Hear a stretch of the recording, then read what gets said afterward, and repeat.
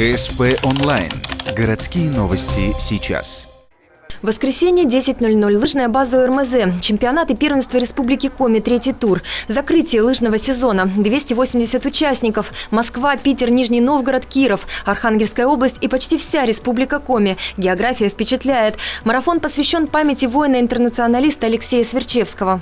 Я знаю его отца еще, когда он родственник Альберта Харитоновича Богданова, этого заслуженного учителя Республики Коми СССР. А его брат Костя, это был отец Алексея. И он постоянно следил за тем, чтобы сыночек, отлично занимался физической культурой и спортом. Опытные лыжники бегут 50 километров, юниоры женщины – 30-ку. Дети до 14 лет – 10-километровую дистанцию. После второго круга желающие меняют лыжи. К слову, сегодня погода благоприятствует. Условия для гонок что ни на есть самые подходящие. Солнце светит, снег не липнет. По словам спортсменов, дистанция подготовлена отлично. Юные лыжницы из Сыктывкара на этом марафоне впервые. Трасса такая была.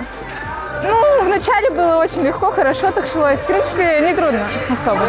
Погода, наверное, только была тяжелая. Очень жарко было. А так, может, катыши, но, в принципе, на спусках всех накатывало, даже взрослых, и все хорошо было. На старте 4 мастера спорта международного класса, 21 России и 9 мастеров спорта СССР. Соревнуются в 21 возрастной группе. В каждой из них участников ждут денежные призы от 1500 до 25 тысяч рублей.